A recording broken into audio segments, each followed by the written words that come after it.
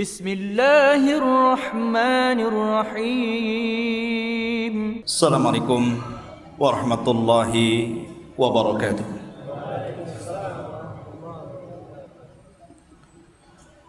Alhamdulillah, wassalatu wassalamu ala rasulillah wa ala alihi wa sahbihi wa mawalah, wa la hawla wa la quwwata illa billahi wa ba'du. Faqala Allahu azza wa jalla, ya ayyuhalladzina amanu taqullaha haqqa tuqatih wa la tamutunna illa wa antum muslimun. Fa inna asdaqal hadithi kitabullah wa khairal huda huda Muhammadin sallallahu alaihi wasallam wa syarrul umuri muhdatsatuha wa kullu muhdatsatin bid'ah wa kullu bid'atin dhalalah wa kullu dhalalatin finnar. Ma'asyiral muslimin yang dimuliakan Allah Subhanahu wa taala, alhamdulillahirabbil alamin, segala puja dan puji hanya milik Allah Subhanahu wa taala, di mana malam hari ini kembali kita berkumpul di Masjid Jabal Arafah. Dan tema yang kita usung pada malam hari ini tentang sejarah berdarah kaum Khawarij dan juga tetesan darah kaum muslimin sampai kiamat dibangkitkan. Pembahasan ini cukup menarik untuk kita bahas, karena satu-satunya firqah ataupun kelompok sesat yang muncul di zaman Nabi sallallahu alaihi wasallam, dan belum ada satupun kelompok yang muncul di zaman itu. Makanya Nabi sallallahu alaihi wasallam sampai banyak riwayat yang sampai kepada kita, kurang lebih 15 atau mungkin 18 hadis lebih, yang mengkisahkan tentang Khawarij ini. Bahkan Nabi SAW sangat detail bagaimana mensifati watak dan sifat mereka supaya mudah dikenali. Bahkan saking bahayanya kelompok ini, Nabi SAW tidak pernah memaafkan mereka.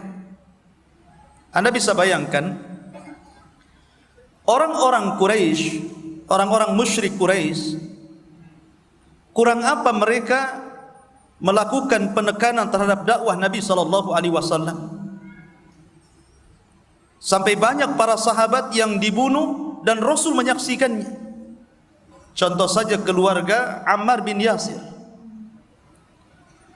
Tapi ketika Nabi SAW Allah berikan kekuatan sehingga kemudian mampu mendirikan daulah Islamiyah di Madinah, kemudian berhasil menaklukkan kota Mekah, atau dalam sejarah disebut Fathu Mekah. Ketika Nabi SAW mengumpulkan orang-orang musyrik Mekah, apa kata Rasul? Kata Nabi SAW, idhabu fa antumut tulaqah, pergi kalian sudah kubebaskan semuanya. Tetapi ketika Nabi SAW bicara soal Khawarij, Nabi SAW tidak mengatakan idhabu fa antumut tulaqah, pergi kalian, aku sudah maafkan kalian. Tapi Nabi SAW justru mengatakan, la in adraktuhum la aqtulannahum qatla adin, kalau ku jumpai mereka satu pun dari mereka, ku perangi mereka, ku bantai mereka seperti dahulu kaum Ad dibantai dan diserang oleh azab Allah Subhanahu wa taala. Anda bisa bayangkan kenapa Nabi SAW marah kepada mereka, padahal sifat-sifat Khawarij nanti saya akan jelaskan. Bagaimana mereka ahli ibadah, ahli salat, ahli puasa, ahli baca Quran. Bahkan itu terlihat daripada wajah mereka. bibir mereka pecah karena puasa, mata mereka cekung karena rajin qiyamul lail, dan mereka memiliki suara seperti suara tawon yang terus membaca Al-Quran dan tidak berhenti. Akan tetapi Nabi SAW tetap mengatakan, tuba liman qatalu wa qutilu, kata Rasul. Beruntung orang-orang yang memerangi mereka dan yang dibunuh mereka. Betapa bahayanya kelompok ini. Dan Nabi SAW mengatakan, kullama zahara qarnun quti' hatta akhiruhum yatba'ud dajjal. Setiap muncul generasi Khawarij ini, kalau bisa habisi mereka.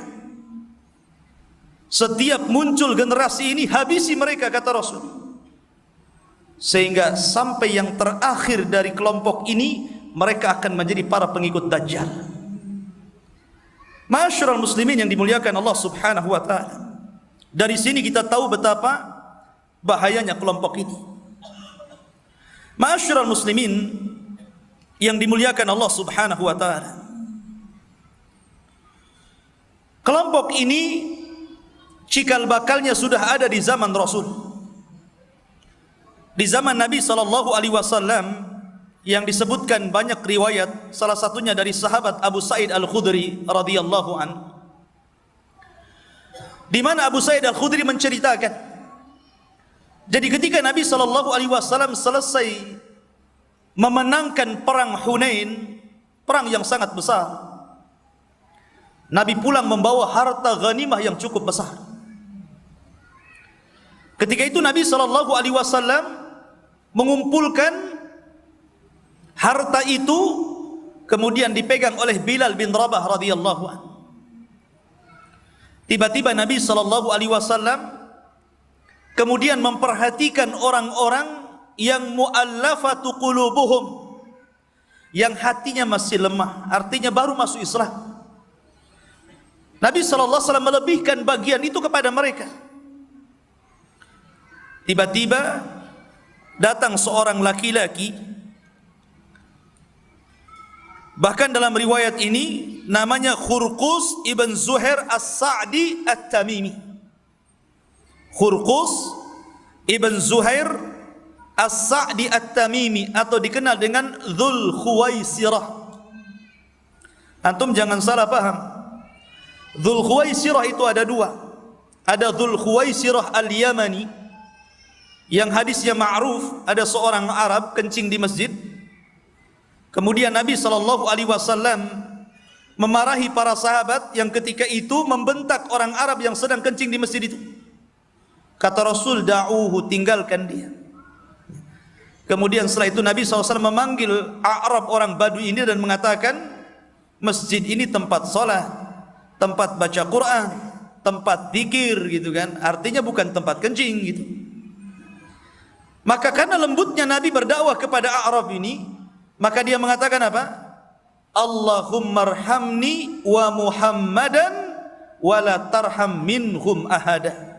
Ya Allah, rahmati aku dan Muhammad saja, dan jangan pernah rahmati itu orang-orang itu. Dia sudah memelototi aku, katanya. Lah, seorang Arab ini namanya siapa? Dzul Khuwaisirah juga. Ya. Tapi bukan Dzul Khuwaisirah ini. Yang dimaksud Dzul Khuwaisirah di sini adalah Khurqus ibn Zuhair As-Sa'di At-Tamimi. Palanya botak, kemudian datang kepada Nabi SAW tanpa salam, langsung mengatakan, ya Muhammad i'dil, wahai Muhammad, berlaku adillah engkau. Kenapa kau lebihkan mereka, orang-orang yang baru masuk Islam? Kami loh sudah lama. Dari sini ikhwatu fiddin, bahwa nanti kita tahu di antara sifat-sifat Khawarij, satu, at-ta'nu fi adyanin nas, mencela agama orang. Nabi SAW dicelanya, seolah-olah Nabi SAW tidak adil dan tidak amanah. Maka mereka suka mencela agama orang, seolah-olah dia sendiri yang punya sorga, yang lain salah. yang lain kafir. Yang kedua, talabud dunya. Mereka itu mencari dunia, bukan mencari akhirat. Karena di sini konteksnya apa? Rebutan harta ghanimah kan? Maka ciri yang kedua, talabud dunya, niat mereka itu urusan dunia saja. Makanya ketika Hasan Al-Basri rahimahullahu ta'ala ditanya tentang perihal Khawarij, kata orang ini, ya Imam, bagaimana kau bisa mengatakan bahwa orang-orang Khawarij itu mereka keluar li talabid dunya, untuk mencari dunia? Padahal aku melihat dengan kedua mataku bagaimana mereka salatnya, zakatnya, puasanya. Mereka keluar dengan harta jiwa dan keluarganya, sampai kemudian mereka berperang di jalan Allah dan syahid. Bagaimana engkau katakan mereka talabud dunya, mencari dunia? Maka Hasan Al-Basri mengatakan pada orang ini, amana'akum imamun salah? Apakah pemimpin kalian melarang kalian salat? Mereka mengatakan tidak. Amana'akum imamukum al-hajj? Apakah imam kalian, pemimpin kalian melarang kalian haji? Apakah pemimpin kalian melarang kalian zakat? Disebutkan apakah kalian dilarang oleh imam kalian untuk beribadah? Mereka mengatakan tidak. Lah kalau seandainya kalian bisa salat dengan tenang, bisa haji dengan tenang, bisa ibadah dengan tenang, lalu buat apa anda mengangkat senjata kemudian perang, kemudian meninggal di dalam peperangan? Kalau bukan tujuan dunia, apa namanya? Ma'asyiral muslimin, maka Dzul Khuwaisirah ini datang kepada Rasul meminta bagian harta rampasan perang li ajli dunia, karena dunia. Maka kemudian Nabi SAW marah dan mengatakan kepada Dzul Khuwaisirah, illam a'dil famay ya'dil. Kalau aku enggak adil, siapa yang lebih adil dari aku, kata Rasul. Coba, Allah Subhanahu wa ta'ala telah mempercayakan aku kepada penduduk bumi. Lah engkau tidak percaya kepadaku? Dalam riwayat, laqad khibtu wa khasirtu. Sungguh aku telah rugi dan telah binasa. Dalam riwayat, khibta wa khasirta, artinya engkau yang rugi, engkau yang binasa, punya nabi yang tidak amanah. Kalau aku tidak adil, siapa yang lebih adil? Maka Nabi SAW setelah orang ini pergi, kemudian Rasul mengatakan, min di hadzal rajul, kelak akan muncul orang yang seperti ini, bukan keturunan orang ini, tapi orang yang seperti itu kelak akan ada. Di mana mereka, kata Rasul, yahkiruna ahadakum, yahkiruna ahadukum salatahu ma'a salatihim, wasyamahu ma'a siyamihim, wa qira'atahu ma'a qira'atihim. Di mana akan muncul nanti orang-orang yang persis seperti dia, kata Rasul. Satu kaum yang mereka meremehkan solat-solat kalian dibandingkan solat mereka, puasa kalian dibandingkan puasa mereka, baca Quran kalian dibandingkan baca Quran mereka. Artinya mereka ahli salat, ahli puasa, ahli baca Quran, dan mereka lebih hebat dibandingkan kalian. Tapi Nabi SAW mengatakan, yamrukuna minad din kama yamrukus sahmu minar ramiyah. Tapi mereka melesat dari agama, dari Islam, seperti anak panah yang keluar dari busurnya. La in adraktuhum la aqtulannahum qatla'an. Kalau aku dapati mereka, kutumpas mereka sebagaimana dahulu bangsa Ad ditumpas, kata Rasul.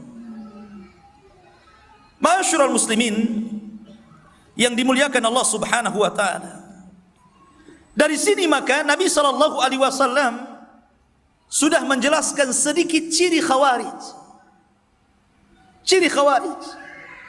Makanya dalam hadis Abi Sa'id Al-Khudri radhiyallahu an, beliau menyebutkan dalam riwayat, tidak menyebutkan apa namanya ciri-ciri yang disebutkan dalam hadis ini, tapi menyebutkan ciri yang lain.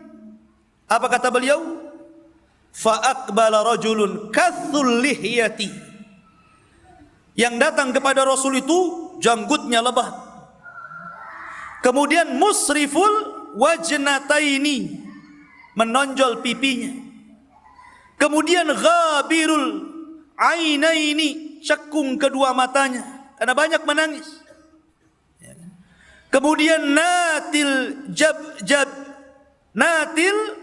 jabin, hitam dahinya karena selalu sujud kepada Allah Subhanahu wa taala. Mahluqur ra'si, dan pelontos, artinya botak kepalanya. Makanya di zaman Umar ibn Khattab radhiyallahu an, ada satu kisah dari seorang laki-laki namanya Sabir. Sabir ini suka membawa syubhat. Dia datang dari Syam ke Madinah membawa syubhat. Datang ke pasar-pasar, kemudian mengadukan ayat satu dengan ayat yang lainnya, sehingga orang bingung. Akhirnya kemudian dihadapkan kepada Umar. Umar membawa pelepah kurma, dipukul kepalanya. Masih ada syubhat di kepalamu? Dipukul lagi sampai berdarah. Akhirnya dia mengatakan, sudah enggak ada Umar, sudah habis syubhat di kepalaku, katanya.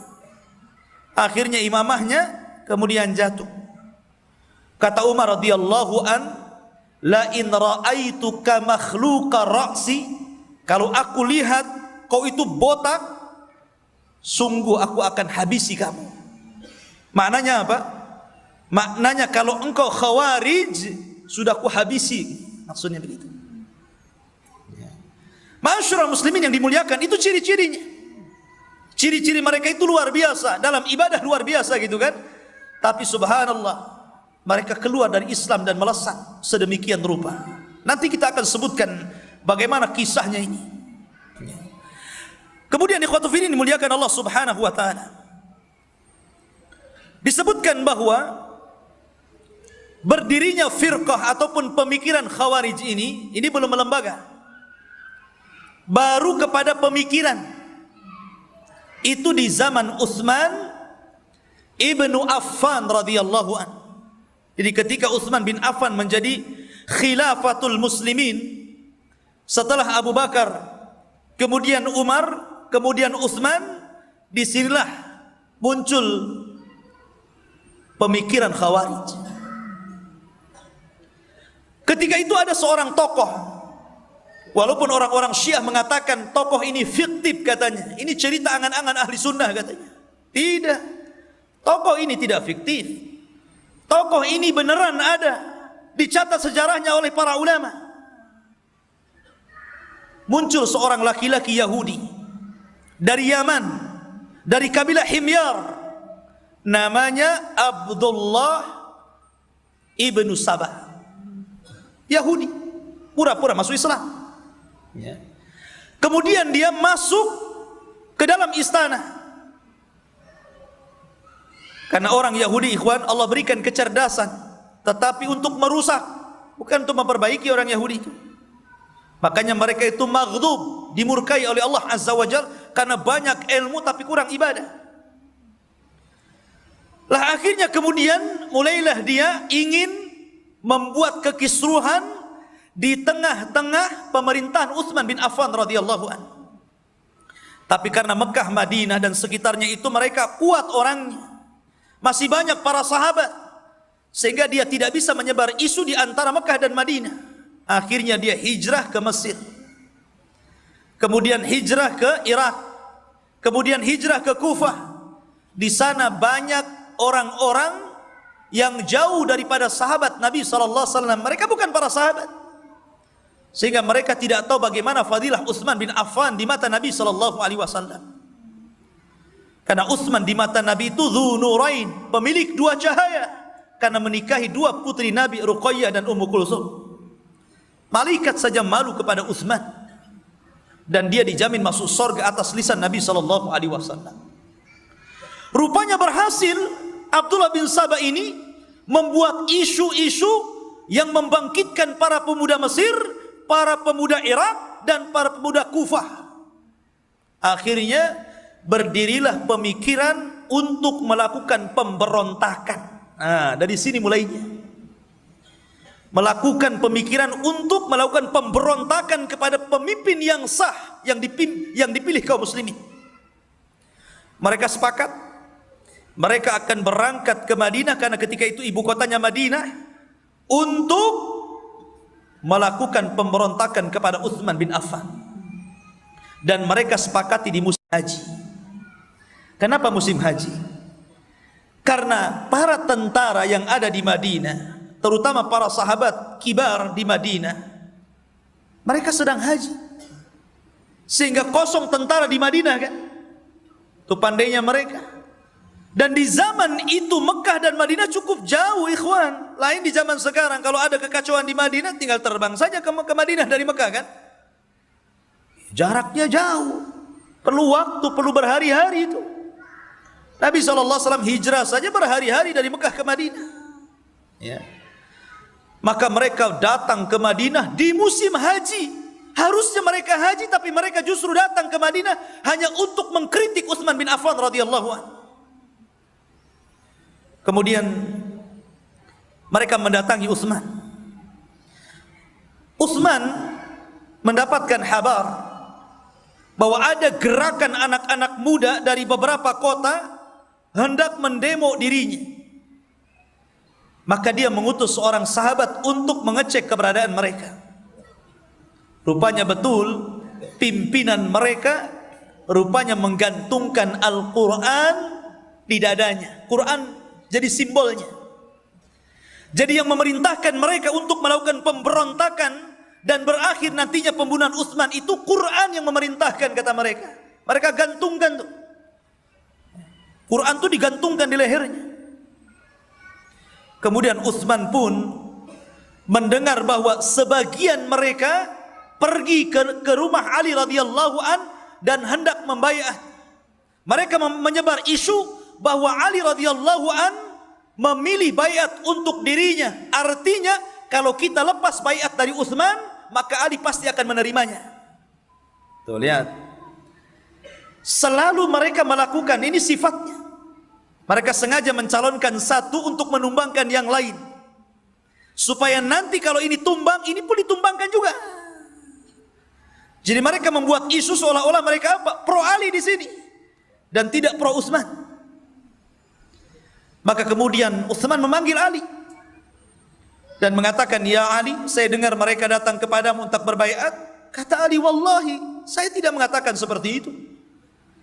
Kemudian Ali radhiyallahu an datang ke mereka, mengumpulkan para pemuda ini dan berceramah dan mengatakan, "Kenapa kalian keluar dari daerah-daerah kalian dan hendak memberontak kepada Utsman?" Kemudian mereka mengatakan ada 5 alasan, 5 syubhat di kepala mereka. Kenapa mereka tidak setuju dengan pemerintah Utsman? Kemudian Ali mengatakan, "Apa itu? Sebutkan." 1, kata mereka, Utsman telah menyelisih sunnah Nabi SAW. Kapan Utsman menyelisih sunnah? Ketika dia haji, harusnya Utsman itu dikosor solatnya di Mekah karena dia orang Madinah. Tapi ketika berada di Mina, dia sempurnakan solatnya dan tidak mengkosor solatnya. Ini menyelisih sunnah. 2, Utsman telah membakar mushaf. Alasannya Utsman telah membakar mushaf, membakar Al-Quran. Karena kita tahu bahwa pengumpulan Al-Quran itu terjadi di zaman siapa? Abu Bakar. Atas perintah Umar. Umar merayu Abu Bakar untuk membukukan Al-Quran. Karena apa? Karena ketika Abu Bakar berperang melawan Musailamah Al-Kadzab di perang Yamamah, banyak ahli Quran terbunuh di situ. Maka Umar tidak mau Quran ini kemudian hilang di dada-dada kaum muslimin karena banyak terbunuh orang-orang yang pakar-pakar Quran. Akhirnya Abu Bakar dirayu oleh Umar untuk mengumpulkan Quran. Pada awalnya tidak mau karena tidak pernah dilakukan di zaman Rasul. Tapi kemudian akhirnya Abu Bakar dilapangkan dadanya, dikumpulkan nas Al-Quran itu. Abu Bakar meninggal dunia, hasil pengumpulannya disimpan Umar. Umar meninggal dunia, disimpan oleh putrinya Hafsah. Kemudian di zaman Utsman, ketika Islam menyebar ke sana kemari, banyak khilaf tentang qiraah. Karena masing-masing para sahabat, walaupun mereka bukan para penulis wahyu, ada saja yang menulis wahyu. Kemudian diletakkan beberapa lembar di rumah-rumah para sahabat begitu. Sehingga terkadang terjadi qiraah. Contoh, pamannya Allah mengatakan, "Idza ja'akum fasikum binaba'in fatabayyanu." Apabila datang orang fasik membawa berita, tabayyun, tasabbut, artinya koresek dulu. Lihat dulu kabarnya betul atau salah. Allah mengatakan fatabayyanu. Tapi ada yang membawa qiraah dengan mengatakan bukan fatabayyanu, tapi patasabbatu. Sama maknanya tapi lafadznya beda. Terjadi khilaf. Yang benar fatabayyanu, yang lain mengatakan patasabbatu. Atau contoh yang lain, Allah mengatakan innallaha huwal ghaniyul hamid. Rupanya ada sahabat ketika menulis wahyu tidak ada huanya. Innallaha ghaniyun hamid. Yang betul innallaha huwal ghaniyul hamid atau innallaha ghaniyul hamid. Terjadi khilaf. Maka Utsman bin Affan radhiyallahu an akhirnya ingin menyatukan qiraah yang pernah ada di zaman Rasul dan mengumpulkan qiraah-qiraah yang tercecer dan membakarnya. Supaya tidak ada khilaf di tengah-tengah kaum muslimin. Orang Khawarij menganggap ini sebuah kesalahan. Utsman sudah membakar Al-Quran. Kemudian yang ketiga, Utsman itu punya peternakan unta. Mereka mengatakan bahwa itu Utsman menjadi khalifah memperkaya diri sendiri.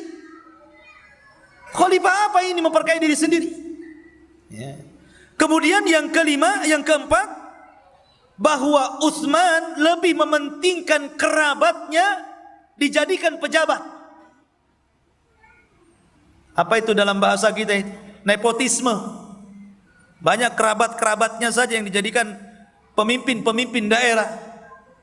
Dan yang terakhir, Utsman ini banyak menjadikan sigharus sahabah, sahabat-sahabat kecil, untuk menjadi pemimpin dan meninggalkan sahabat-sahabat besar.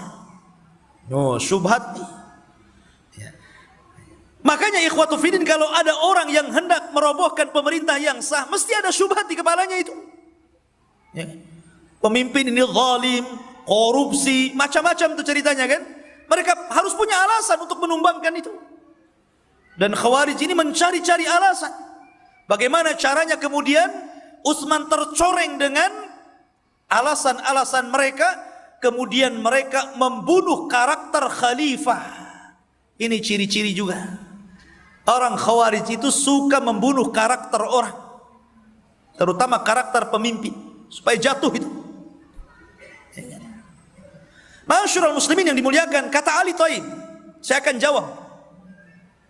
Kata Ali radhiyallahu anhu mengatakan, adapun Utsman, beliau menyempurnakan salatnya di Mina ketika haji, karena Utsman pernah menikah di situ dan punya rumah. Dia mukim bukan musafir.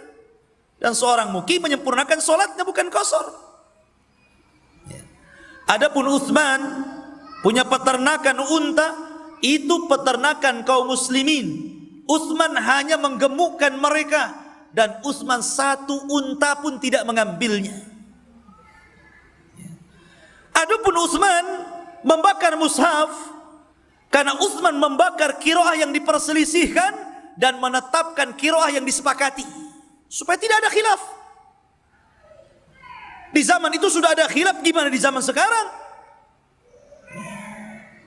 Kemudian adapun Utsman kemudian menjadikan kerabat-kerabatnya sebagai pemimpin-pemimpin di wilayahnya, di wilayah kekuasaannya. Bukankah Nabi SAW mengkhususkan Quraisy sebagai para pemimpin di zaman Nabi?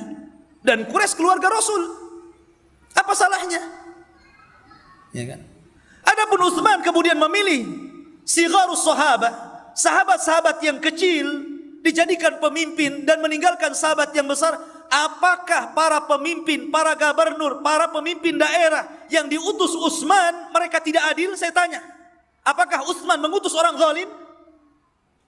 Kalau mereka orang adil dan tidak zalim, apa salahnya? Pemimpin yang adil tidak mesti harus kibarus sahabat. Dari sini mereka paham kehabisan alasan lagi. Bingung mereka, cari syubhat lagi akhirnya.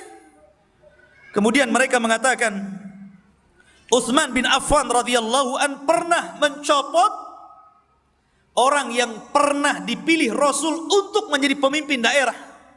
Kenapa Utsman mencopotnya? Itu kan Rasul yang menyuruh di situ. Maka Ali radhiyallahu mengatakan, ya, Utsman memang pernah mencopot dia dan menggantikan dengan orang lain, tapi Utsman mengembalikan ke tempat itu orang itu. Bingung, nggak ada alasan lagi. Apalagi alasan kalian? Ya. Dari sini menunjukkan ikhwan bahwa salah satu solusi untuk menghadapi Khawarij adalah dengan cara dialog. Dengan cara dialog, berdebat, kan begitu. Oke, mereka kemudian tidak ada lagi syubhat di kepalanya. Akhirnya Utsman meminta Ali mengumpulkan mereka semuanya. Dikumpulkan mereka semua. Utsman ini sudah tua, usianya sudah 80 lebih, sudah kakek-kakek pun. Dia naik ke atas mimbar. Kemudian dia berkhutbah, khutbah yang luar biasa, dan tidak ada khutbah lagi setelah ini. Itu khutbah terakhirnya Utsman. Utsman mengatakan, afikum Aliyun, qalu na'am. Afikum Talha bin Ubaidillah, qalu na'am. Afikum Zubair ibnul As, qalu na'am. Afikum Sa'd bin Abi Waqqas, qalu na'am. Maka Utsman mengatakan, asyhadu an la ilaha illallah wa asyhadu anna Muhammadar Rasulullah. Utsman mengatakan, bukankah di hadapan kalian ada Ali? Ya. Di hadapan kalian ada Talha bin Ubaidillah, di hadapan kalian ada Sa'ad bin Abi Waqqas, di hadapan kalian ada Zubair ibn As. Mereka lah sahabat-sahabat kibar. Dan aku bersaksi bahwa tidak ada sesembahan yang berhak disembah kecuali Allah, dan Muhammad adalah utusan Allah Subhanahu wa taala. Kalian harus tahu, Nabi SAW pernah bersabda, man ishtara bi'ra rumah falahul jannah. Siapa yang membeli sumur rumah, maka dia dapat sorga. Kalian tahu siapa yang membelinya? Fashtaraituha, aku yang membelinya. Ketika Madinah ketika itu kekurangan air di zaman Rasul, sehingga orang-orang harus membeli air ke Yahudi. Setiap hari makin mahal harganya, sehingga banyak para sahabat yang tidak sanggup membeli air. Maka Rasul tegak dan mengatakan, man ishtara bi'ra rumah falahul jannah. Siapa yang membeli sumur ini untuk diinfakkan kaum muslimin, dia sorga. Datang Utsman bawa harta, aku yang membelinya. Kemudian Utsman mengatakan, Nabi SAW bersabda, man jahaja jaisyal usrah falahul jannah. Kata Rasul, siapa yang mempersiapkan pasukan di saat kesulitan, karena ketika itu dalam perang Tabuk, perang yang melelahkan, tidak bisa jalan kaki, harus naik kuda. Kenapa? Jaraknya jauh, sementara pasukan besar. Para sahabat kekurangan senjata dan kuda. Kata Rasul, siapa yang mendanai perang ini, menyediakan kuda-kuda dan senjata, falahul jannah, dia dapat sorga. Apa kata Utsman? Siapa yang mempersiapkan? Fajahaztuha, aku yang mempersiapkan, kata Utsman. Kemudian Utsman mengatakan, dahulu Nabi SAW tertarik dengan sebidang tanah. Kata Nabi SAW, siapa yang membeli tanah ini, maka dia dapat sorga. Aku yang membelinya. Kemudian Rasul menjadikan tanah ini untuk memperluas Masjid Nabawi. Tiba-tiba kalian datang melarang aku untuk sholat di Masjid Nabawi. Siapa kalian? Utsman bukan riya menyebutkan kata-kata itu, hanya mengingatkan bahwa orang-orang ini sedang berhadapan dengan siapa. Mereka tidak tahu siapa Utsman. Setelah kemudian mereka mengakui fadilah Utsman, akhirnya mereka pergi mereka. Rupanya ma'asyiral muslimin yang dimuliakan Allah Subhanahu wa taala, setelah mereka pergi, tiba-tiba orang-orang munafik yang tergabung dengan orang-orang Khawarij ini menulis surat kaleng Yang isi surat itu ikhwatu fillah yang dimuliakan Allah Subhanahu wa taala adalah kalau seandainya anak-anak muda Mesir ini sampai di Mesir, bunuh mereka. Jangan sisakan mereka, karena mereka telah memberontak kepada pemerintah. Kemudian ada surat yang lain ditujukan kepada gubernur yang ada di Syam, Muawiyah bin Abi Sufyan. Dalam isi surat itu, wahai Muawiyah, persiapkan pasukan kalian, kirim mereka ke Madinah, karena Khawarij yang disabdakan telah muncul. Surat itu tidak ditulis Utsman satu kalimat pun. Itu buatan-buatan mereka. Mereka sengaja membuat surat-surat kaleng yang dituduhkan kepada Utsman supaya mereka tidak pulang kembali ke daerahnya. Akhirnya mereka melihat surat itu, Masya Allah, ini kalau kami pulang kami dibantai. Kalau kami dibantai, lebih baik kita bantai balik. Akhirnya mereka bergerak, bertakbir, Allahu Akbar, Allahu Akbar, sehingga Madinah bergema dengan takbirnya orang-orang Khawarij ini. Tidak ada tentara lagi haji, ikhwan. Akhirnya mereka mulai menakut-nakuti penduduk Madinah dan mengatakan, man dakhala dar falahu amin. Siapa yang masuk rumah dia aman. Siapa yang keluar darahnya akan diteteskan. Ketakutan penduduk Madinah, ikhwan. Ya. Akhirnya kemudian mereka mulai mengepung Darul Khilafah. Rumah Utsman bin Affan radhiyallahu dikepung. Ketika itu ikhwatu fiddin, fi syahril haram, di bulan yang sangat disucikan, Dzulhijjah. Ketika Utsman bin Affan sedang berpuasa, sedang membaca Al-Quran, tiba-tiba kemudian mereka datang menghadap Utsman bin Affan radhiyallahu an, kemudian mengatakan, pimpinan mereka itu mengatakan, ya Utsman, dia mengatakan, fa innallaha, jadi mushafnya mereka itu masih digantung di sini. Mereka mengatakan, fa innallaha amara bihadza an nadriba bihadza kullun man la yu'min bihadza. Lihat bahasa mereka. Allah telah memerintahkan dengan ini, maksudnya Al-Quran, untuk membunuh kamu setiap orang yang tidak beriman dengan ini. Lihat. Mereka mengatasnamakan Quran untuk membunuh Utsman. Makanya sifat Khawarij, mereka akan membunuh kaum muslimin, mereka akan menggunakan ayat Al-Quran. Mereka tidak membunuh begitu saja, tidak ada dalil yang menopang untuk membunuh kaum muslimin. Jadi pembunuhan mereka itu seolah-olah perintah Al-Quran dan mengisyaratkan kepada Quran yang dikalungkan di dadanya. Allah telah memerintahkan dengan Al-Quran untuk membunuhmu, bahkan setiap orang yang tidak beriman dengan ini. Mulailah mereka berteriak-teriak. Ketika itu di rumah Utsman bin Affan tidak ada orang kecuali dia dan istrinya. Maka Ali radhiyallahu mendengar bahwa rumah Utsman kemudian dikepung orang, maka sebagian kecil para sahabat datang seperti Abu Hurairah radhiyallahu an, kemudian juga Abdullah bin Umar, kemudian juga beberapa para sahabat kumpul di situ. Tapi Utsman bin Affan radhiyallahu an bermimpi semalam bahwa memang hari itu sudah ada isyarat bahwa dia akan syahid. Sebagaimana sabda Nabi SAW ketika Nabi SAW berjalan di Bukit Uhud bersama Abu Bakar, Umar dan Utsman. Kemudian Bukit Uhud bergetar dan mengatakan, ya Uhud, kata Rasulullah, diam kamu, karena di atasmu ada Siddiq wa syahidaini. Ada Siddiq, maksudnya Abu Bakar, dan dua orang yang akan mati syahid. Maksudnya siapa? Umar dan juga Utsman. Umar dibunuh syahid di tangan siapa? Al-Majusi hadil ummah Abu Lu'lu, orang yang tidak pernah sujud satu kali pun kepada Allah, budaknya Mughirah bin Syu'bah. Ketika sholat subuh, ketika jadi imam lagi, ditusuk dari belakang. Subhanallah. Maka ketika kemudian Utsman bermimpi malamnya, dia meminta agar Abu Bakar keluar, jangan ada di rumahnya. Abu Bakar itu orangnya lembut, maka dilemparnya pedang, kemudian dia menangis, kemudian dia keluar. Ketika itu ikhwatu fiddin, tidak ada orang di rumah itu kecuali Utsman istrinya.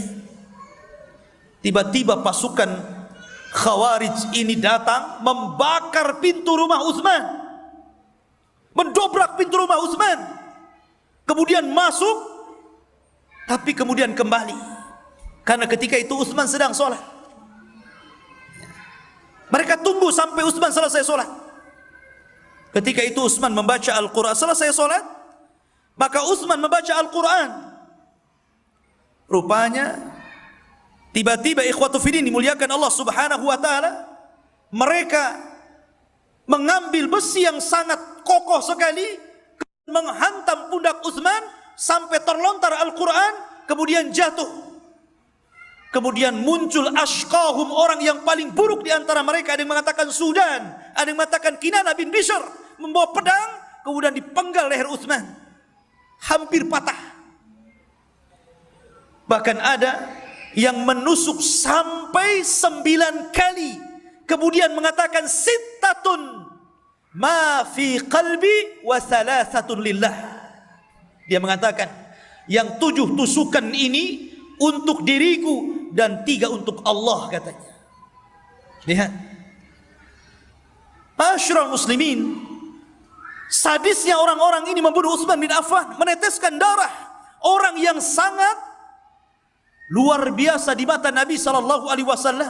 Sampai-sampai Rasul menikahkan 2 putrinya kepada Utsman.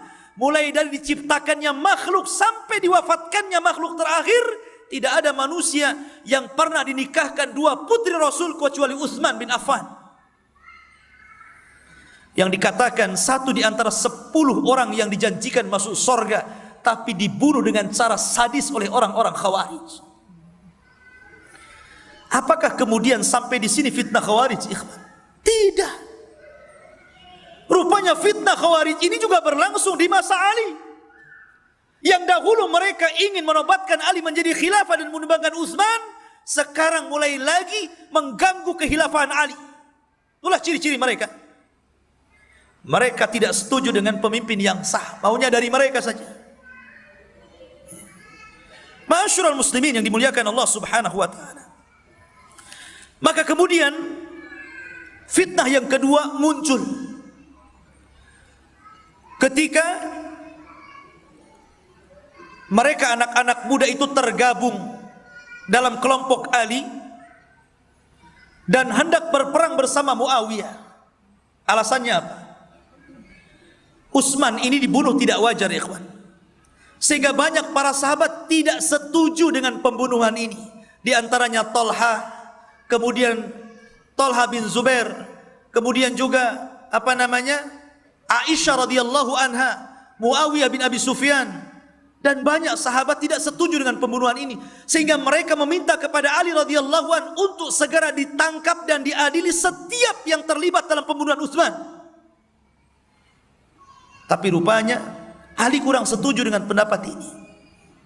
Alasannya para pembunuh Utsman ini cukup kuat, di belakang mereka kabilah-kabilah besar, sehingga Ali radhiyallahu an melihat bahwa ketika itu tentara yang paling kuat, tentara kaum muslimin ada di Syam. Dan Syam negeri yang kaya dibandingkan negeri yang lain di zaman itu. Maka Ali menghendaki agar Muawiyah berbaiat dulu, supaya apa? Supaya kelak tentara yang sangat kuat yang ada di Syam itu bergabung dengan tentara Madinah, sehingga mudah melumpuhkan orang-orang yang terlibat dalam pembunuhan Utsman ini. Tapi tidak ada yang mau. Mereka menganggap seperti Aisyah, kemudian Talha bin Zubair, kemudian Muawiyah menghendaki sesegera mungkin dikisos. Akhirnya terjadi salah paham, masing-masing beristihad. Dari situlah kemudian Ali radhiyallahu an akhirnya memindahkan ibu kota Madinah menjadi Kufah. Berangkat dia ke Kufah, diganti ibu kota yang tadinya di Madinah itu jadi di Kufah. Banyak alasan yang disebutkan para ulama. Ada yang mengatakan karena menghindari fitnah setelah terbunuhnya Utsman. Ada yang mengatakan supaya dekat dengan orang-orang yang mau tidak taat kepada dia, orang-orang Syam yang tidak mau taat kepada dia, supaya dekat dengan mereka, supaya bisa membujuk mereka. Makanya Ali pindah ke Kufah dan dijadikan Kufah sebagai ibu kota, dan itulah pergeseran pertama pemindahan ibu kota setelah sebelumnya di Madinah di masa Abu Bakar dan Umar, dan di masa Utsman, baru dipindah di masa Ali. Lah kemudian di masa ini terjadi perang yang disebut perang Siffin. Ali mengirim pasukan besar melawan tentara Muawiyah. Tentara Muawiyah ini kuat, ikhwan, karena kekuatan ada di Syam ketika itu. Sehingga kemudian kalau ini tetap terjadi, maka akan banyak korban. Maka Ali radhiyallahu anhu mengutus salah seorang sahabat namanya Amr bin al-As, dan Muawiyah mengutus Abu Musa al-Ash'ari supaya keduanya berdamai. Bagaimana caranya? Yang penting berdamai, jangan perang lagi. Maka berdiskusilah dua sahabat ini, akhirnya melahirkan bulir-bulir kesepakatan untuk gencatan senjata perdamaian, tidak ada perang lagi. Sudah terjadi damai, pulang Ali ke Kufah. Rupanya 6.000 pasukan Ali, di antara pasukan-pasukan dari 6.000 ini, dahulunya adalah orang-orang yang terlibat dalam pembunuhan Utsman. Ada di situ. Mereka keluar. Mereka menyempil ke satu daerah namanya Harura. Dari sinilah cikal bakal Khawarij. Dari desa namanya Harura Kufah ini. Akhirnya mereka menyusun kekuatan. Ali membiarkan mereka. Ali tidak memerangi mereka, karena mereka hanya orang-orang yang ada syubhat di kepalanya. Ali coba melakukan pendekatan dengan cara dialog. Maka dari situ Ali mengutus siapa? Abdullah bin Abbas, anak muda yang cerdas, untuk mendialog orang-orang yang Khawarij yang keluar dari pasukan Ali ini. Berangkat Abdullah bin Abbas, kemudian berdialog dengan orang-orang Khawarij. Datanglah Ibnu Abbas, la salam, tidak ada salam.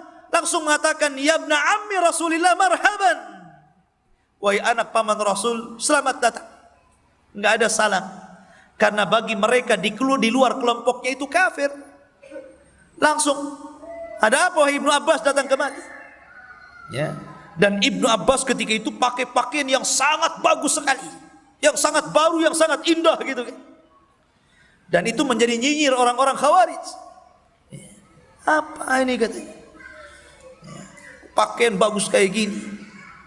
Maka Ibnu Abbas mengatakan, salah saya pakai pakaian bagus. Dulu Nabi SAW, aku melihat dengan kedua mataku, memakai pakaian yang bagus yang terbuat dari kain dari Yaman. Demi Allah, tidak ada pakaian yang lebih bagus yang dia pakai dibandingkan pakaianku dan pakaian kalian. Kenapa kalian mengharamkan? Kemudian pemimpin Khawarij namanya Qawwa Ibn Bishr atau siapa namanya, tiba-tiba berceramah di hadapan anak buahnya Khawarij. Ya ma'syaral mujahidin, ya ma'syaral muwahhidin, wahai orang-orang yang bertauhid. Nah, lihat, mereka akan merasa dirinya paling suci. Orang-orang Khawarij sampai hari ini mereka pasti akan mengatasnamakan mujahidin, muwahhidin, orang-orang yang akan menegakkan keadilan. Pokoknya nama-nama yang seolah-olah mereka benar sendiri. Seperti itulah orang-orang Khawarij sampai hari ini. Ya ma'syaral muwahhidin, maukah aku habarkan kepada kalian siapa orang ini? Maksudnya Abdullah bin Abbas. Sesungguhnya dia dan kaumnya telah diturunkan oleh Allah Al-Quran, innahum qaumun khasimun, mereka kaum yang suka berdebat. Lihat, dijatuhkan wibawa Abdullah bin Abbas. Makanya mereka selalu seperti itu ya. Kemudian Abdullah bin Abbas tenang, dia orang cerdas, dia tahu harus dari mana memulai dan harus dari mana mengakhiri. Cerdas dia ya. Akhirnya dia mulai ngomong, barulah banyak yang terpukau dengan ucapannya dan mengatakan, sebenarnya kalian keluar dari tentara itu kenapa? Ada apa dengan kalian? Barulah mereka mengatakan, ya Ibn Abbas, karena kami punya 3 alasan. 3 alasan ini yang menjadikan kami keluar dari Ali radhiyallahu anhu. 1, Karena Ali radhiyallahu an ketika berperang melawan Muawiyah atau melawan Aisyah atau melawan Tolha dan yang lainnya, baik di perang Siffin ataupun perang Jamal, Ali tidak menjadikan harta-harta mereka sebagai harta ghanimah, harta rampasan perang. Dan Ali tidak menawan perempuan-perempuan dan tawanan-tawanan laki-lakinya. Kemudian yang kedua, Ali radhiyallahu an dia telah berhukum dengan hukum manusia. Dia tidak pernah berhukum dengan hukum Allah. Dia serahkan hukum itu kepada manusia sebagaimana Muawiyah menyerahkan hukum kepada manusia. Karena Ali ketika itu menyerahkan kepada Amr bin As dan Muawiyah menyerahkan kepada Abu Musa al-Ash'ari. Ini apa-apaan? La hukma illallah. Tidak ada hukum kecuali hukum Allah, katanya. Yang ketiga, Ali menghapus nama Amirul Mukminin. Dalam perjanjian perdamaian itu, Ali tidak mengatasnamakan Amirul Mukminin, tetapi Ali bin Abi Thalib, kalau dia bukan Amirul Mukminin, berarti Amirul Kafirin. Nah, lihat.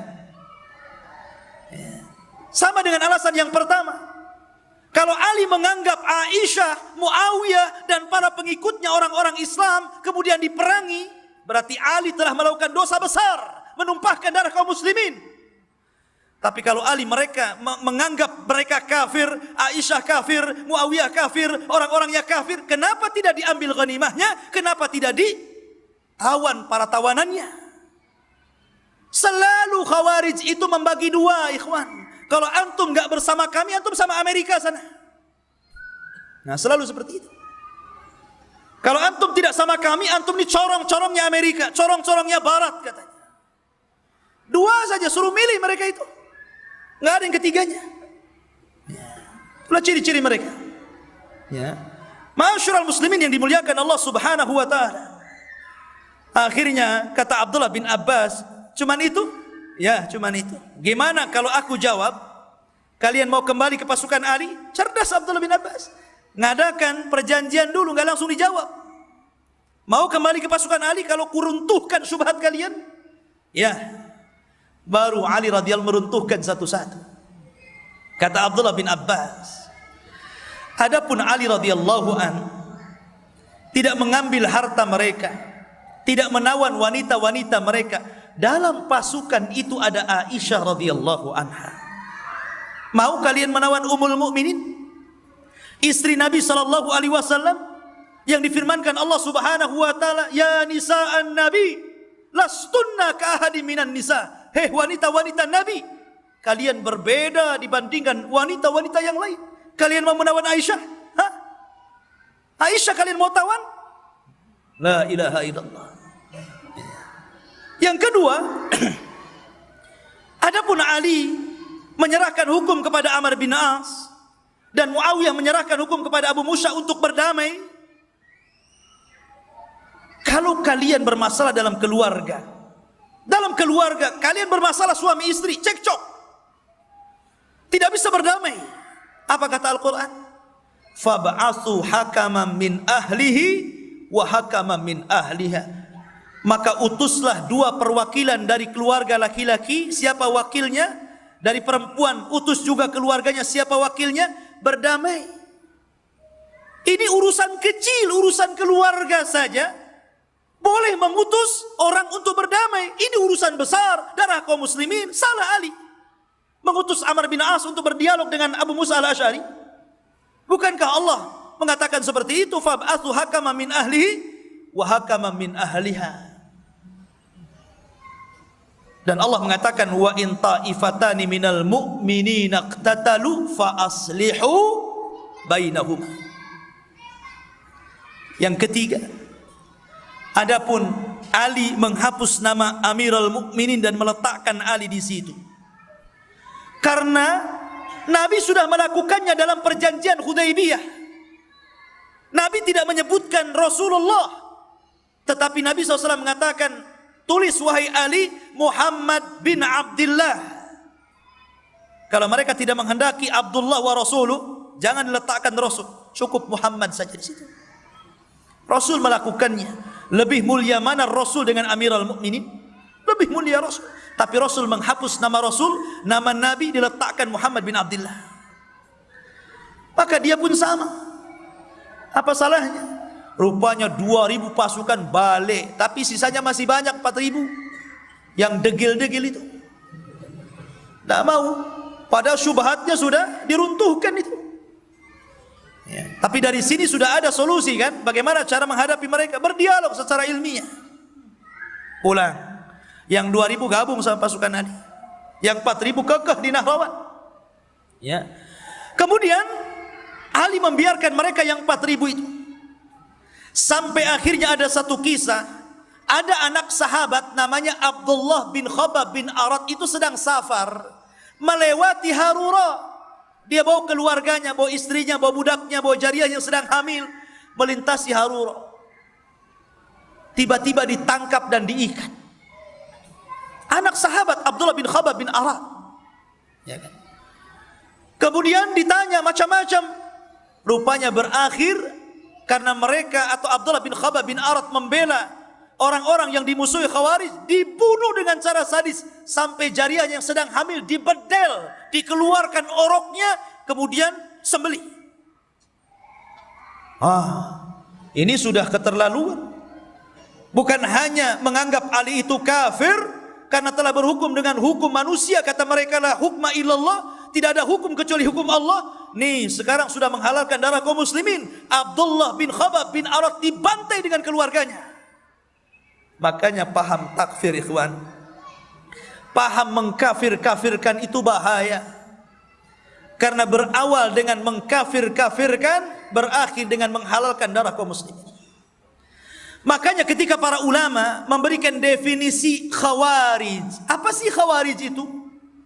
Maka ulama mengatakan Khawarij itu terangkai dari 3 perkara. 1, mereka memberontak kepada jamaatul muslimin wa imamahum. Mereka suka memberontak kepada jamaah kaum muslimin dan pimpinannya. Yang kedua, pemberontakan ini karena dibina oleh sebuah pemikiran. Pemikiran itu disebut takfir, suka mengkafir-kafirkan di luar kelompoknya. Dari dasar mengkafir-kafirkan ini, kemudian muncul paham yang ketiga, berakhir dengan menghalalkan darah kaum muslimin. Inilah Khawarij. Memberontak kepada pemerintah, mengkafir-kafirkan kaum muslimin dan pemerintah, berakhir melakukan peledakan dan pembunuhan dan menghalalkan tetesan darah kaum muslimin. Ma'asyiral muslimin yang dimuliakan Allah Subhanahu wa taala. Kemudian setelah itu Ali radhiyallahu an mendengar bahwa mereka sudah menghalalkan darah muslimin, marah dia. Bawa pasukan besar. Akhirnya mereka datang ke Nahrawan. Disitulah terjadi perang hebat antara Khawarij dan pasukan Ali. Tapi pasukan Ali itu kuat, ikhwan. Bukan pasukan yang mudah ditumbangkan, pasukan kuat. Sehingga Ali radhiyallahu an kemudian menghabisi mereka sampai ke akar-akarnya. Dibantai mereka. Sampai akhirnya kemudian ada seorang sahabat mengatakan, ya Amirul Mukminin, mereka 40 tahun salat, zakat, puasa, haji, baca Quran, kau bantai mereka wahai Amirul Mukminin. Maka Ali radhiyallahu anhu menjawab, karena Nabi SAW bersabda, kullama dhahara qarnun quti', setiap muncul kelompok ini, kata Rasul, basmi mereka hatta akhiruhum yatba'u dajjal, sampai orang yang terakhir mereka akan mengikuti dajjal, kata Ali. Ya. Rasul yang memerintahkan untuk menumpas mereka. Salah apa aku? Ya. Ditumpas oleh Ali. Tetapi ikhwan, apakah cukup di Nahrawan? Tidak. Karena Khawarij itu berserakan di zaman Ali, bukan gara-gara Nahrawan saja, tidak. Pemberontakan itu terus berlanjut di saat kekuasaan Ali. Tidak berhenti. Di sana keluar seorang yang bernama Ashraf ibn Auf membawa 200 pasukan. Kemudian Ali mengutus Abras ibn Hassan dan membantai mereka. Kemudian setelah itu keluar lagi Khawarij, dipimpin oleh Ash'ash Ibn Bishr. Kemudian Ali mengutus Jariyah Ibn Qudamah, dibantai lagi habis. Kemudian muncul lagi rupanya Abu Maryam As-Sa'di, Majnun, Khawarij yang gila ini. Dia hanya membawa 400 pasukan, tapi menantang Ali di tengah-tengah ibu kota. Bayangkan, pasukannya kecil, tapi dia berani ke ibu kota, nantang Ali di tengah-tengah ibu kota, di tengah-tengah kekuatan kaum muslimin, nantang dia. Gimana enggak gila Abu Maryam ini? Coba bayangkan, nantang sama Ali. Itulah ciri-ciri Khawarij itu enggak banyak, selalunya enggak banyak, tapi ngacau. Di zaman itu enggak banyak, keluar 200, 300, 400 gitu kan. Enggak banyak mereka itu. Tapi mereka berani, itu masalahnya. Cuman sayang keberanian mereka itu di atas kesesatan masalahnya. Bukan untuk jihad di jalan Allah. Di tengah ibu kota ini Abu Maryam As-Sa'di ini berteriak-teriak nantang Ali dan mengatakan la hukma illallah, tidak ada hukum kecuali hukum Allah. Wa man lam yahkum bima anzalallah fa ulaika humul kafirun. Barang siapa yang tidak berhukum dengan Allah, kafir dia. Bayangkan, Ali dikafir-kafirkan. Berani, gila dia. Ya. Akhirnya Ali mengutus Shuraih Ibn Hani untuk membantai mereka. Akhirnya sebagian terbunuh, sebagian terluka. Ali itu rahim, baik. Yang terluka ini dirawat, kemudian diobati, sembuh. Keluar lagi dia. Coba bayangkan. Itulah sabda Nabi SAW, yamruquna minad dini kama yamruqus sahmu minar ramiyah. Kemudian Nabi SAW di akhir hadis mengatakan, thumma la ya'uduna fi. Mereka melesat dari Islam seperti anak panah keluar dari busurnya, dan mereka tidak pernah kembali lagi. Kata Ibnu Sirin, akhir hadis lebih buruk daripada awalnya. Awalnya apa? Keluar dari Islam melesat seperti anak panah dari busurnya. Akhirnya apa? Dan mereka tidak pernah kembali. Artinya apa? Balik lagi seperti itu pemahamannya. Nggak bisa dihilangkan. Makanya orang-orang yang terluka ini disembuhkan sama Ali. Rupanya memberontak lagi di akhirnya. Kurang ajar enggak? Kurang ajar, ikhwan. Ya. Masyarul muslimin yang dimuliakan Allah Subhanahu wa taala. Apakah cukup sampai di sini? Tidak. Akhirnya kemudian datanglah ketika mereka sudah habis di Nahrawan, habis di sini, habis di situ, habis gitu kan. Mereka makin menyempit itu. Akhirnya mereka membuat aturan siasat baru. Datanglah 3 orang ketika itu berkumpul di Ka'bah. Satu namanya Abdurrahman ibnu Mulzam, kemudian 2 Al-Buraq ibn Abdullah At-Tamimi, dan yang ketiga Amr ibn Bukair. 3 orang ini ngadakan rapat kecil-kecilan di Mekah. Ini pemimpin Khawarij ini tiga-tiganya. Kemudian mereka bercerita tentang saudara-saudara mereka yang terbunuh di Nahrawan. Kasihan mereka katanya. Mereka itu saya kenal ahli ibadah, ahli sholat, ahli zakat, ahli sorga. Kata mereka. Ya kan? Lalu bagaimana? Rasanya kita hidup tanpa mereka nggak ada gunanya. Tapi kita harus membuat siasat untuk terakhir kehidupan kita biar manfaat katanya. Bagaimana caranya? Dia mengatakan ana akfikum min Ali. Kata Abdurrahman bin Mulzam, biar saya urus Ali katanya.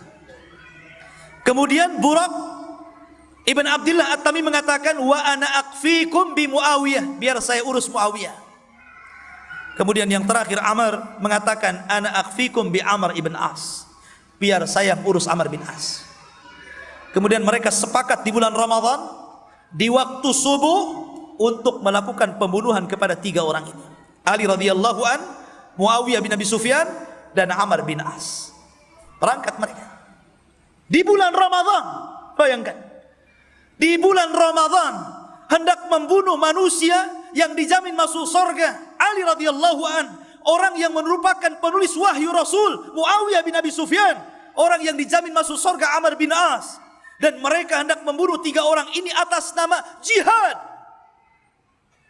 atas nama Quran, atas nama membela Islam. Ini ciri-ciri.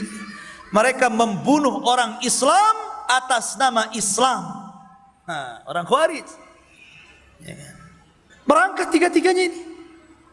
Rupanya betul, ketika Ali keluar sholat subuh, namanya sholat subuh, tidak bawa senjata, tidak bawa pasukan kan begitu.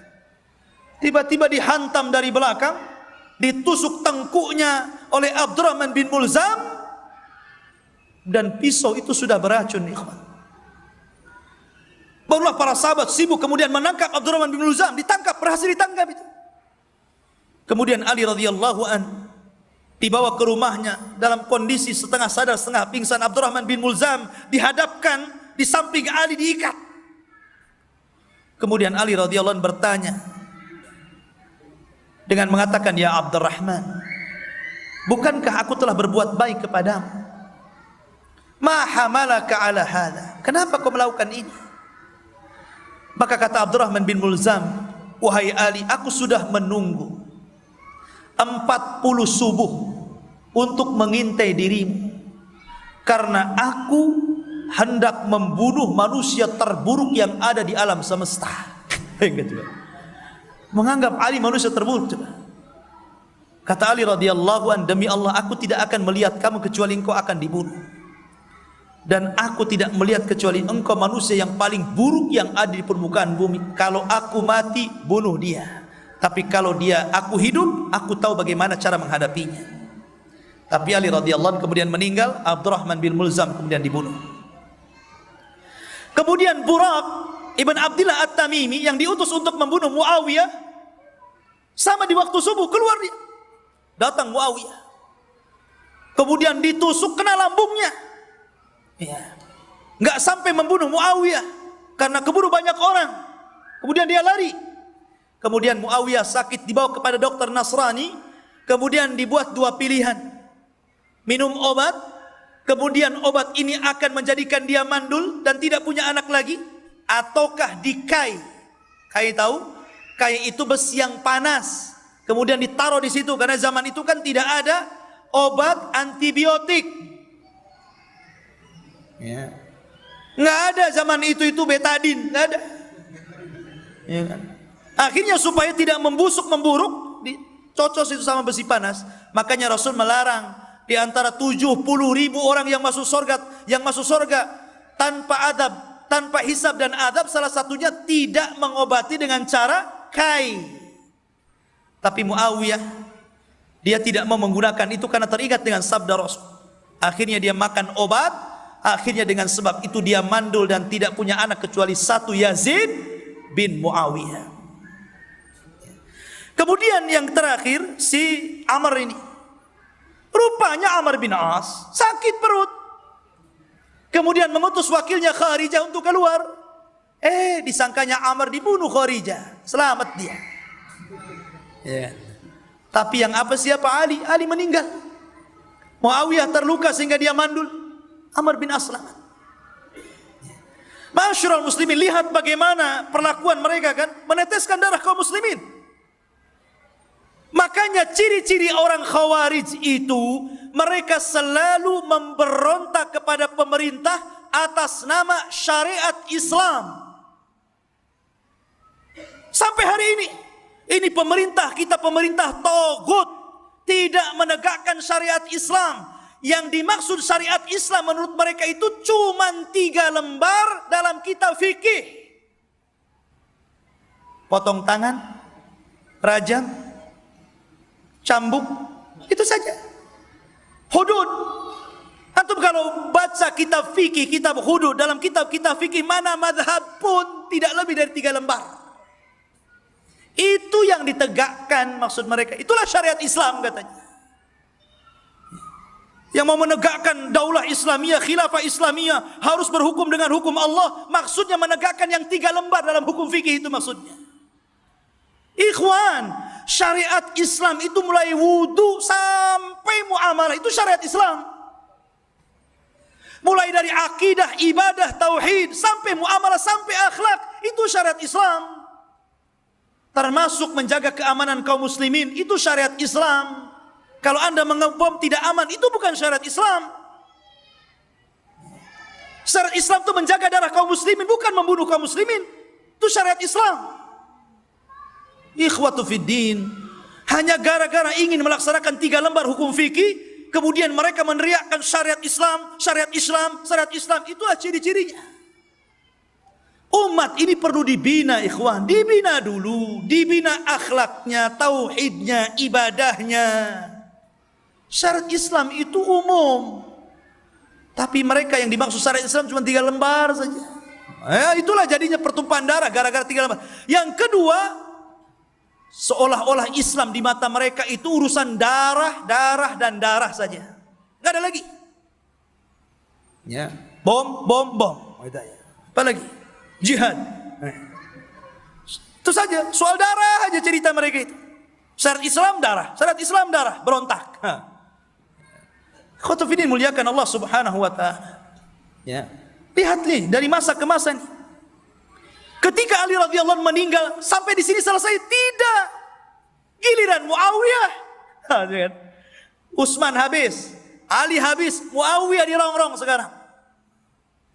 Tapi Muawiyah ini orangnya kuat. Beda dengan yang sebelumnya, dia punya pasukan besar. Sehingga tidak mudah dikalahkan, ditumpasnya oleh sama Muawiyah itu. Ada kelompok kecil ditumpas, habis. Kemudian Muawiyah meninggal dunia. Datang Umar bin Abdul Aziz, pemimpin yang adil, yang disebut dengan Mujaddid Hadil Ummah. 100 tahun pertama Allah bangkitkan dengan Umar bin Abdul Aziz, pemimpin sangat adil. Ada juga orang Khawarij berontak. Maunya gimana ini? Kasih pemimpin yang adil tak mau, yang zalim tambah lagi. Ya. Khotufidin muliakan Allah Azza wa Jalla. Ini tidak akan berhenti. Makanya kenapa Rasul mengatakan kelompok ini tidak bisa ditumpas. Dan kelompok ini kita kenal hari ini. Dengan orang-orang yang mengatasnamakan jihad, meledakkan bom di sana sini. Kita kenal dengan para teroris. Itulah mereka. Pemahamannya seputar hudud, syariat Islam, jihad, darah, bom. Nggak ada lagi mengkafir-kafirkan. Subhanallah. Oleh karena itulah bahaya. Kalau kita lihat sejarah itu sangat bahaya. Kenapa? Kalau kelompok ini tidak dibasmi, maka akan membahayakan kaum muslimin, membahayakan keamanan kaum muslimin. Karena begini, ikhwan, sampai ada seorang tokoh alim ulama, Ibnu Sirin kalau tidak salah, mengatakan, kalaulah seandainya Allah takdirkan orang Khawarij ini berkuasa, kalau seandainya demikian, dia berkuasa di negeri ini, maka tidak akan pernah aman darah kaum muslim. Tidak akan pernah aman. Anda tengok hari ini yang ada di Suriah. Bagaimana kaum muslimin dibantai atas nama Islam oleh organisasi yang kita kenal dengan ISIS. Yang dibunuh siapa? Kaum muslimin. Kemudian yang ditangkap yang dianggap budak, kemudian mereka menggaulinya.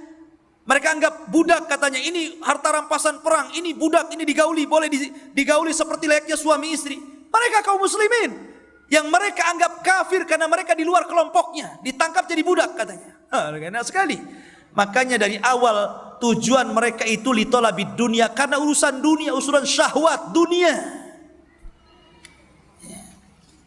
Makanya ikhwatu fiddin, kita harus melindungi. Karena begini, sasaran mereka kata Rasul, hudatsaul asnan. Biasanya anak-anak muda kayak antum ini, yang merindukan bidadari sorga, kayak antum ini. Akhirnya jadi pengantin. Antum kira masuk sorga instan kan begitu? Masuk web Khawarij, keluar jadi teroris. Daftarlah kan gitu. Akhir terbayang-bayang, kapan saya kawin dengan bidadari? Yang ada bidadari neraka antum dapat. Ya.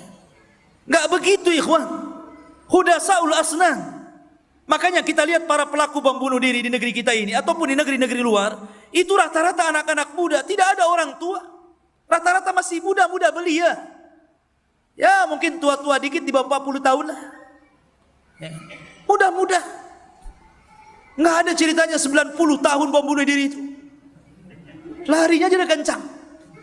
Mau lari nggak bisa, meledak duluan. La ilaha.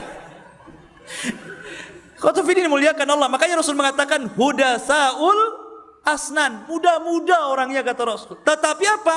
Sufahaul ahlam, jahil, tidak tahu agama, kurang iman. Makanya mereka disifati itu apa? Mereka membaca Al-Quran tidak sampai di tenggorokan. Artinya tidak ada iman di antara mereka. Imannya enggak masuk. Makanya ketika Abdullah bin Abbas mendebat orang Khawarij, ternyata tidak ada sahabat satu pun di antara mereka. Kalau seandainya ada sahabat, tentu mereka tidak akan seperti itu pemikirannya. Masyurul muslimin, ini di antara kisah sejarah singkat. Sebenarnya panjang sejarahnya. Sampai nulis 2 gini loh saya. Tapi saya sampaikan sebentar saja. Ya. Tapi nggak apa-apa. Ya. Banyak tokoh-tokoh di sini saya sebutkan satu-satu berdirinya, tanggalnya, cuman waktunya juga yang tidak mungkin. Jadi saya potong-potong saja sejarahnya. Karena banyak pertanyaan juga di sini. Tapi sebelum kita tutup, kita buka tanya jawab dulu.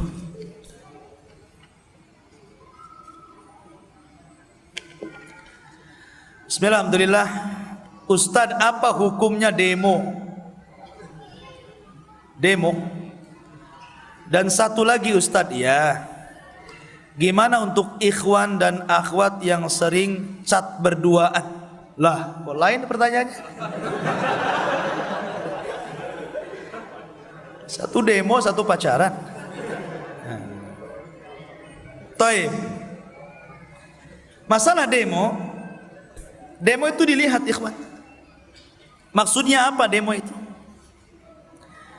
Karena saya pernah bertanya ke salah satu masyayikh tentang rincian demo secara ringkas. Demo itu terbagi 4. Demo itu terbagi 4. 1, antum keluar pamannya ke istana presiden di Jakarta sana dengan tujuan memang mau menjatuhkan pemerintah. Antum tidak setuju dengan pemerintah yang sekarang, macam-macam antum cerita, ya, sehingga antum tidak setuju bahwa masa kemudian antum demo di Bundaran HI atau di Istiqlal atau di mana gitu kan, niatnya satu, untuk merobohkan pemerintah yang sah. Walaupun tidak ada anarkis di situ, tetap tidak boleh. Nggak boleh, karena itu ciri-ciri Khawarij. Rasul mengatakan as-sam'u wa ta'ah wa in ta'ammar alaikum abdun habashi. Wajib kalian dengar dan taat walaupun pemimpin kalian itu seorang budak Habasyah. Namanya budak itu nggak boleh jadi pemimpin. Kenapa Rasul mengibarahkan dengan budak? Maksudnya kalau budak ini banyak, kemudian melakukan pemberontakan dan kudeta, kemudian menang, akhirnya mereka yang jadi presiden, orang yang merdeka jadi rakyatnya, maka orang merdeka tetap harus taat sama budak itu. Itu maksudnya. Kita harus taat, tidak boleh memberontak. Karena kebanyakan orang yang memberontak kepada pemerintah berakhir dengan tetesan darah kaum muslimin. Tidak ada yang selamat. Antum tidak punya senjata, paling tinggi pisau dapur, mau melawan tank baja. Kira-kira menang siapa itu? Ke Jakarta bawa pisau. Nah, sana udah tank-tank semuanya. Sebentar aja mau ngabisin antum. Nggak boleh. Madorotnya lebih besar daripada manfaat. Walaupun pemerintah kafir, anggaplah pemerintah kafir. Kalau antum kemudian harus bunuh diri di situ, nggak ada kekuatan kok, datang berani nantang-nantang, bunuh diri namanya. Apalagi itu pemerintah muslim. Satu. Yang kedua, demo dalam rangka sama, niatnya mau memberontak kepada pemerintah, mau menjatuhkan pemerintah, kemudian ditambah-tambah melakukan anarkis. Orang yang demo 3 orang, macetnya 3 kilo, bakar ban, anarkis. Kadang-kadang ngerusak sana ngerusak sini kan. Nggak boleh.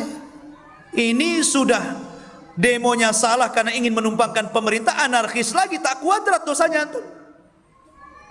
2, 3, antum demo hanya ingin menyampaikan nasihat. Nasihat, datang para ulama, datang para talabatul ilmi untuk menasihati pemerintah. Nasihat yang baik supaya sadar pemerintah itu. Kalau nasihat nggak apa-apa, karena Rasul mengatakan afdalul jihad kalimatul haq inda sultanil jair. Seafdal jihad, afdalul jihad, seafdal jihad adalah nasihat kepada pemimpin yang zalim. Kenapa dikatakan afdal jihad? Karena kalau antum menasihati pemimpin itu beda kalau antum menasihati anak. Antum nasihati ustaz jangan begini-begini, ya syukran akhi. Coba antum nasihati presiden. Hah? Besok antum masuk sel. Ya kan? Jadi memang lain madaratnya. Makanya seafdal-afdal jihad nasihat itu. Kenapa? Nampak tuh madaratnya kan? Ya. Tapi kalau antum datang menasihati kemudian membuat anarkis, yang nasihatnya boleh, anarkisnya tak boleh. Ya. Nah, jadi itu rinciannya seperti itu. Ustadz, gimana demo di PT? Apa sama juga dengan lain? Oh, di PT kalau memang hak antum itu dizolimi, gitu kan? Mengambil hak nggak apa-apa, tapi jangan anarkis. Nah, biasa anarkis kalau di PT ya. Nah, satu lagi, gimana untuk ikhwan dan awan yang sering chat berduaan? Ya nggak apa-apa kalau suami istri. Kalau bukan suami istri jangan lah ya. Baik. Apa perbedaan Khawarij dan Syiah? Ya namanya ada beda. Khawarij, Syiah, beda lah. Ya. Kalau nama beda, beda istilah. Khawarij tadi sudah saya jelaskan. Syiah ini justru para pendukung Ali. Berawal mereka berlebihan, ekstrim, dipimpin oleh Abdullah bin Sabah, datang kepada Ali, mengatakan antal ilah, kamu Tuhan Ali katanya. Oh, hebat kali. Ya, Ali dikatakan Tuhan sama Sabaiyah, Abdullah bin Sabah. Marah Ali. Ali menganggap mereka murtad karena telah menuhankan selain Allah. Maka Ali menyiapkan satu parit berisi api, tangkap orang-orang murtad itu yang menuhankan saya, bakar mereka. Dibakar semuanya. Yang sisanya tidak tobat. Kenapa? Makin yakin Ali Tuhan. Kenapa demikian? Karena Rasul bersabda, la yu'adzibu bin nar illa rabbun nar. Tidak boleh mengadab manusia dengan api kecuali Rabb, pemilik api. Tuh tengok. Makin yakin kan? Oh, makin yakin Ali Tuhan. Makin sesat dia. Ditumpah sama Ali. Kemudian lahirlah dari kelompok Sabah ini Syiah ini. Sampai hari ini. Wallahu a'lam. Khawarij itu kan menegakkan sunnah Rasul, tapi kok bisa jadi sesat gitu ya Ustaz? Gimana kita bisa terhindar dari kaum Khawarij? Mereka itu gulu, ekstrim dalam menjalankan sunnah. Salah satu cirinya yang disebutkan dalam hadis Abi Sa'id Al-Khudri, mereka itu musyammiru thawb. Jadi pakaian itu di atas betis. Mereka tidak isbal, pamannya ini betis, ya segini tengah-tengahnya. Mereka di atasnya lagi hampir ke lutut. Konon ingin sunnah sekali. Di atas mata kaki dia angkat sampai atas, sampai mendekati lutut. Padahal Abu Sa'id Al-Khudri mengatakan apa? Tidak mengapa. Kalau kamu tidak bisa setengah, di bawahnya lagi. Kalau tidak sanggup, di bawahnya lagi, tapi jangan sampai menempel di mata kaki. Itu hadis Abu Sa'id Al-Khudri juga. Maka dari sini menunjukkan ciri Khawarij itu apa? Ekstrim, ghulu, berlebih-lebihan, melampau dalam agama. Mereka menjalankan sunnah itu melampau, gitu maksudnya. Iya sunnah juga tapi melampau. Makanya Rasul mengatakan apa ketika menyuruh Abdullah bin Abbas untuk mencarikan kerikil kecil untuk melempar jumroh. Diambilkan kerikil kecil sama Abdullah bin Abbas, 7 butir. Kemudian diambil sama Rasul, dikasih tahu sahabatnya. Kata Rasul, mithla hadhihi tarmun. Seperti ini kerikil yang kalian lempar. Dikasih tahu sama Nabi. Ya. Artinya apa? Jangan lebih besar dari ini. Zaman sekarang macam-macam yang dilempar. Sendal dilempar, payung dilempar, macam-macam coba. Kerikil kok jadi sendal pula. Ya. Jadi itu hulu, mereka terlalu hulu. Apakah Mujahid Islamic State atau ISIS mungkin itu Khawarij? Apa penegakan Islam secara kafah itu Khawarij? Tidak. Kita katakan ciri-ciri. Kita tidak mengingkari orang yang ingin menegakkan khilafah. Kita senang. Kita senang kalau ada orang yang menegakkan khilafah. Tapi khilafah yang seperti apa? Kalau yang dimaksud khilafah itu menegakkan hukum syariat yang 3 lembar dalam fikih, itu maksudnya hukum hudud, kecil sekali. Ya. Tapi kalau yang dimaksud menegakkan syariat Islam itu kafah, ya betul kafah. Bukan hanya sebatas hukum hudud loh ya. Maksudnya secara keseluruhan. Salatnya, zakatnya, puasanya, hajinya, termasuk juga keamanan, tidak menumpahkan darah kaum muslimin. Semua syariat Islam itu mantap. Tapi apa bisa di negeri kita seperti ini? Sementara akidah umat di negeri kita masih keropos syirik di mana-mana, penyimpangan sunnah di mana-mana, orang maksiat di mana-mana. Mungkin enggak kita tegakkan syariat Islam itu? Ya. Coba. Makanya Nabi SAW selama 10 tahun di kota Mekah tidak pernah meneriakkan khilafah kecuali la ilaha illallah. Katakan la ilaha illallah, kalian selamat. Katakan la ilaha illallah, kalian selamat. Itu saja. Setelah akidah kaum muslimin kuat, datang ke kota Madinah, ditempa akidahnya dengan baik, muncullah akhirnya khilafah sendiri. Karena sudah kuat di bawah itu. Ya. Baru kemudian kuat ke atas. Ini kuat di atas, keropos di bawah. Contohnya Mesir. Ketika para ikhwan muslimin di sana berhasil kan mendapatkan pemilu di Mesir kan, naik presidennya, dikudeta. Terlalu terburu-buru kan, belum siap. Mesirnya belum siap, mana kita gitu kan. La ilaha. Jadi bukan kita mengingkari adanya khilafah. Khilafah itu kita senang. Tetapi mungkin gak di negeri kita ini kita tegakkan, sementara memang akidah kaum muslimin masih banyak kesyirikan di mana-mana. Maka tugas kita hari ini bagaimana meluruskan akidah kaum muslimin, mendakwahkan tauhid, memperbaiki akhlak mereka. Ini dulu aja. Kenapa sibuk-sibuk masalah khilafah dulu? Yang kecil-kecil saja belum. Akhirnya mereka mengatakan, itu kan yang kecil-kecil itu kulit katanya. Ini yang gede khilafah katanya. Sebab kalau sudah ini dari atas sudah ini, nanti ke bawahnya senang. Kata siapa? Nabi SAW ketika datang Abdullah bin Umi Maktum yang buta, datang ingin masuk Islam. Rasul masih berdakwah di pembesar Quraisy, tidak peduli kepada Abdullah bin Umi Maktum. Alasannya apa? Ini kalau pembesarnya kena, ke bawahnya kena katanya. Allah turunkan ayat abasa wa tawalla an ja'ahul a'ma. Allah tegur salah yang seperti itu. Ini yang jelas-jelas nih Abdullah bin Maktum mau masuk Islam. Kenapa kemudian ngurus yang gak jelas? Gitu. Yang jelas dulu, dakwah dulu tengah kaum muslimin, luruskan dulu akidah, luruskan dulu ibadah, ajak manusia kepada agama yang benar dulu. Baru sudah kuat, sudah ini, nanti dengan sendirinya itu akan tegak. Ya. Wallahu a'lam. Kemudian, apakah Khawarij itu kelompok atau suatu ideologi? Ideologi yang mengelompok, dua-duanya. Ya. Karena terorisme itu kan sebuah organisasi yang melembaga. Itu bukan hanya Indonesia, ikhwan. Ini tingkat internasional. Jaringannya di mana-mana. Dan mereka cenderung seperti itu, menyendiri.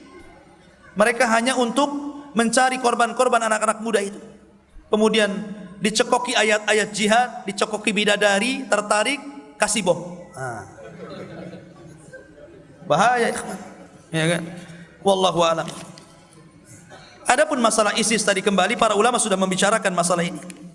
Dan mereka sangat memperingatkan dari masalah ISIS ini, karena banyak juga akhirnya yang dulu bergabung dengan ISIS pada melepas diri dari ISIS. Dan mereka menganggap ini tidak benar. Banyak hukum-hukum yang kemudian mereka lakukan di luar daripada hukum Allah.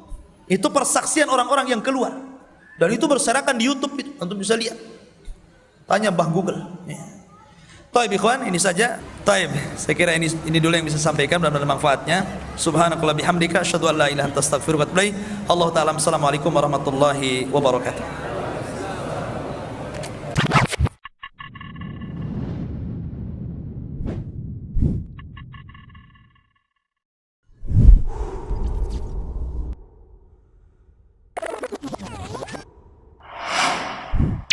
بسم الله الرحمن